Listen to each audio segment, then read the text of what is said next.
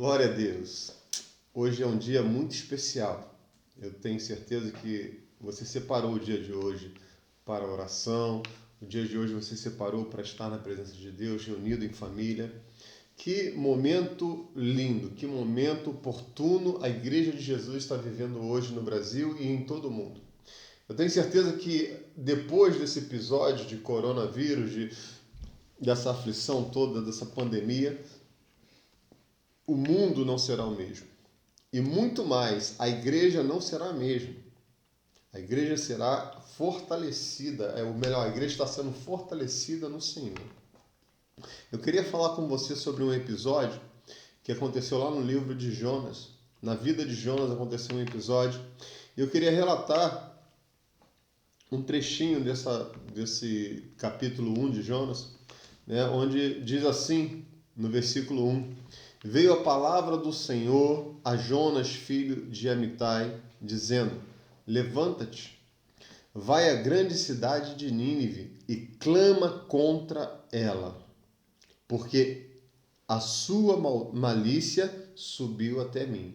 O Senhor dá uma direção para Jonas. Jonas direcionado para levar a mensagem de Deus àquela cidade, mas ele se acovarda e foge. No versículo 3, Jonas, porém, levantou-se a fim de fugir de diante da face do Senhor para Tarsis.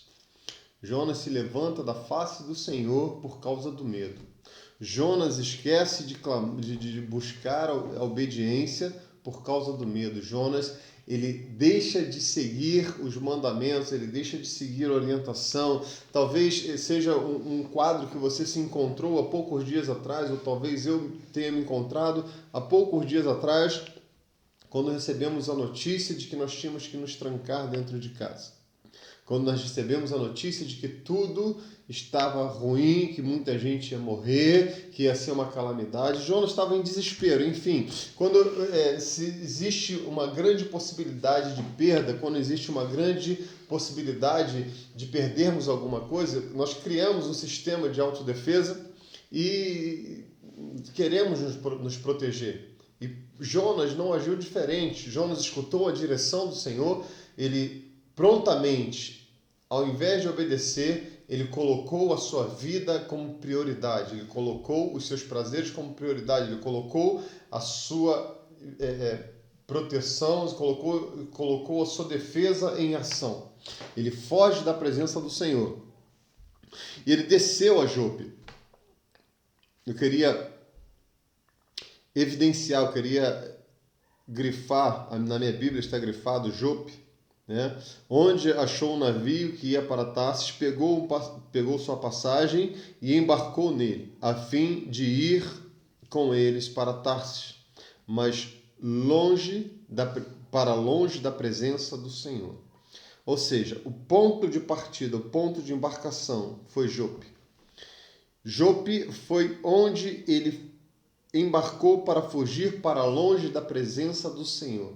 A cidade de Jope, hoje, ela é encostada, ela é ligada ali em Tel Aviv, é uma cidade histórica, é uma cidade turística, é uma cidade onde já esteve por muitas vezes em alta, muitas vezes nos noticiários.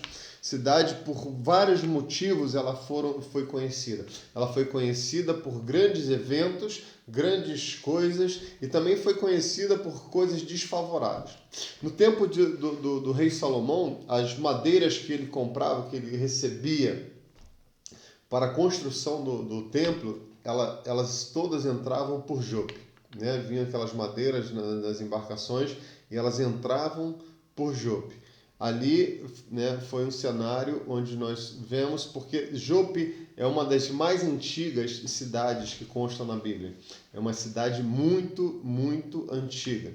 E Jope teve altas e baixas. No século XIX, agora há pouco tempo, Jope ficou muito conhecida por causa dos seus famosos biscoitos de laranja, né, que exportavam para muitos lugares.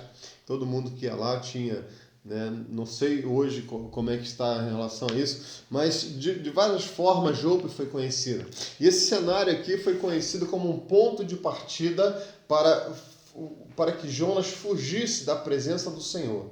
Jonas está desesperado porque ele vai encontrar uma realidade agora que ele não está acostumado, uma realidade que agora que ele não está preparado. Ele não estava preparado psicologicamente, ele não estava preparado para aquele momento, ele não estava preparado para enfrentar uma cidade que era completa de rejeição à palavra de Deus, à direção de Deus.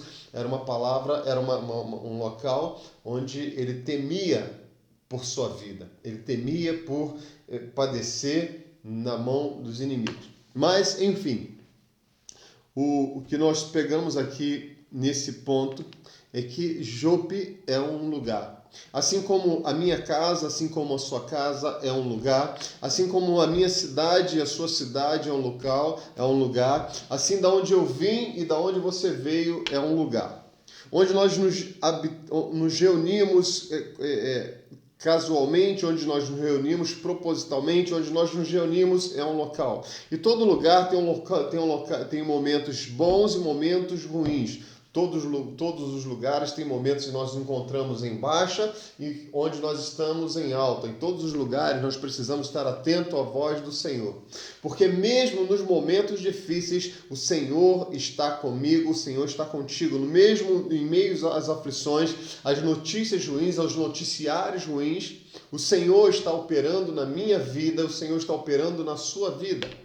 O que importa é nós sabermos que o local onde nós estamos estabelecidos, ele não é muito importante. O local onde nós nos encontramos hoje, ele não tem muita importância. O que vai fazer diferença na minha e na sua vida é a obediência à palavra de Deus. O que vai fazer a diferença na minha vida e na sua vida, no meu coração, no seu coração, a transformação que eu vou ter dentro da minha casa, dentro da minha vida, vai ser com relação àquilo que Deus tem para mim. A partir de Jope houve desobediência. A partir de Jope houve tragédia. A partir de Jope, Jonas ele foge da presença do Senhor. Mas Jope também, como eu falei, é cenário de vários episódios bons e ruins. No livro de Atos dos Apóstolos, nós vamos encontrar o apóstolo Pedro, um homem que era temente a Deus, um homem que ele era direcionado pelas palavras de Jesus, um homem que ele era direcionado porque ele ouviu Jesus falar, porque Jesus tratou da vida dele, porque Jesus o discipulou, Jesus o preparou e ele era conduzido pelo Espírito do Senhor. Ele vive um cenário em Jope, mas o cenário que ele vive em Jope agora é um cenário inverso ao cenário que viveu aquele homem, Jonas. O cenário que ele vive em Jope agora, ele é um cenário diferente, porque Jope é um local onde Jonas desceu para desobedecer. E Pedro, em Jope, nós vamos ver que Pedro sobe para oração. Nós encontramos no capítulo 9, versículo 36, que havia em Jope uma discípula chamada Tabita, que traduzida que quer dizer Dorcas.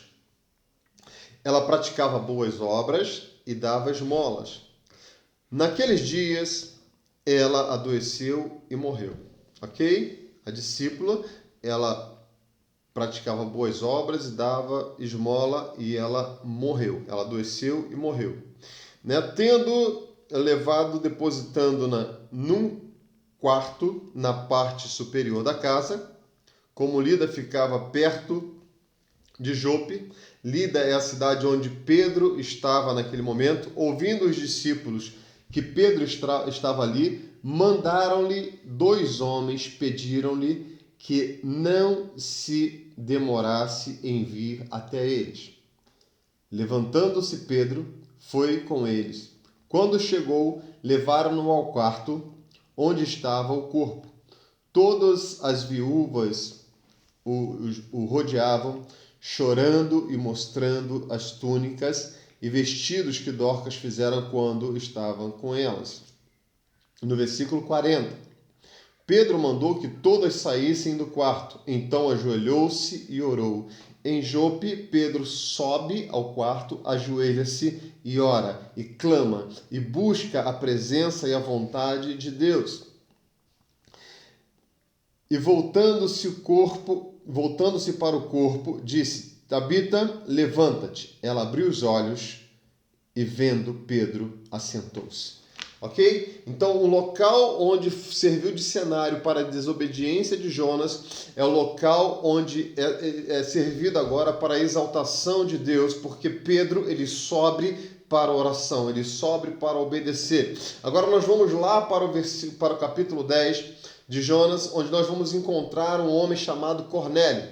Cornélio de Cesareia. Ele está em Cesareia. Cesareia é uma cidade de César, uma cidade comandada pelo Império Romano, uma cidade que estava fora dos parâmetros, estava fora do que se considerava correto, porque Pedro, ele era judeu, então ele achava que o evangelho estava cercado para todos aqueles que estavam dentro do seu convívio.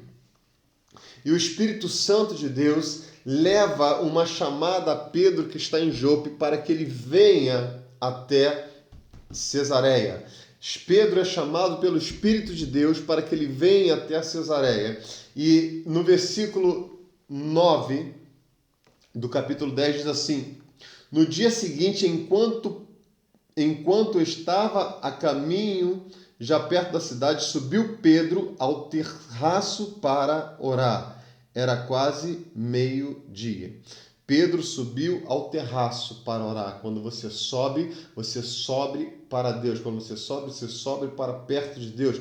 O cenário na vida de Pedro era diferente agora, porque ele em Jope, ele sobe para falar com Deus. Versículo 13 diz assim: Disse-lhe uma voz: Levanta-te, Pedro, mata e come. Através de um sonho, Deus está mostrando para ele matar e comer. Pedro, porém, disse: De modo nenhum, Senhor, nunca comi coisa alguma impura e imunda. Pela segunda vez, disse a voz: Não faças tu impuro o que Deus purificou. Deus conversando com Pedro, Deus fala para Pedro: obedece, simplesmente obedece. Não diga você que não pode, não diga você que é impuro, não diga você. Se você consultar a Deus, a direção de Deus vai ser diferente, talvez, da sua direção. Talvez você esteja pensando de uma forma que Deus quer que você seja conduzido de outra forma. E Pedro, ele está ali conversando com Deus, e isso acontece 3 vezes. Então o objeto foi recolhido ao céu. Estando Pedro refletindo sobre o que seria a visão que tivera, os homens enviados por Cornélio foi comunicado por Deus para que enviasse homens a buscar Pedro, que ele não conhecia, buscar Pedro que estava em Jope. Perguntaram pela casa de Simão, perguntaram a Simão, que tinha por sobrenome Pedro, estava hospedado ali. Pensando Pedro naquela visão, disse-lhe o Espírito: Simão, 3 homens te procuram. O Espírito Santo falou com Simão: 3 homens te procuram. Enfim, Simão, ele foi levado até Cornélio, ele foi levado até Cesareia por vontade do Senhor, através de um chamado. O cenário de Jope na vida de Jonas foi para desobediência, fugir em obedecer a Deus, fugir da presença de Deus.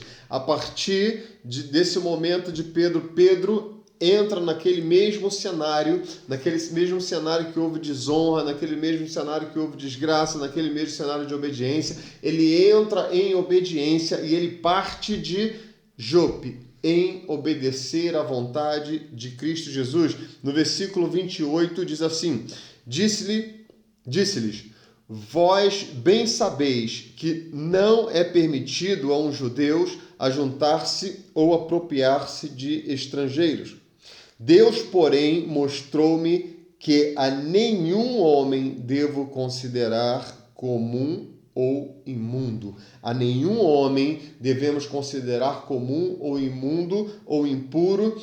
Para fazer-se a vontade de Deus, para cumprir o ID, nós precisamos ir a toda criatura, nós precisamos ir por todo o mundo, anunciando o evangelho, a cura, a salvação.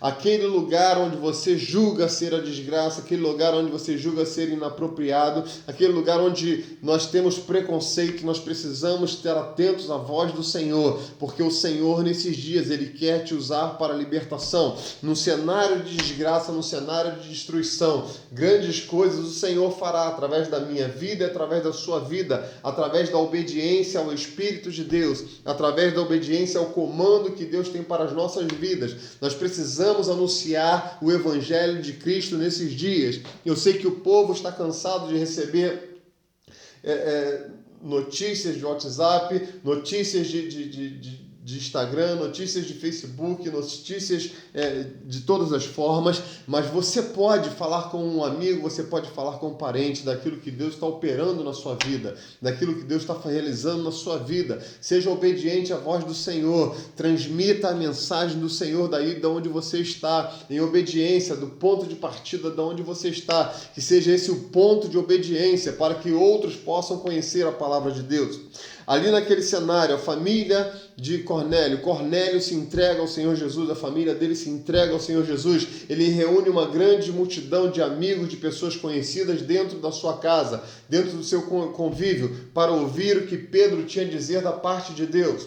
Tem pessoas reunidas dentro das suas casas e hoje, por falta de oportunidades, não estão tendo convívio com outras pessoas, por falta de oportunidade, não estão tendo contato com outras pessoas. E é o momento oportuno de você transmitir aquilo que Deus está fazendo na sua vida, levar a essas pessoas uma boa notícia de Jesus, levar a essas pessoas uma boa notícia ao qual o Espírito Santo de Deus tem te impulsionado, ao qual o Espírito Santo de Deus tem trabalhado dentro do seu coração, para que outros possam saber que Jesus Cristo é o Senhor. Em João capítulo 14, do versículo 14 ao 16, diz que o que vocês pedirem em meu nome eu farei. O que vocês pedirem em meu nome eu farei. Jesus falando para os seus discípulos: se vocês me amam e obedecerão os meus mandamentos. Se vocês me amam, obedecerão os meus mandamentos.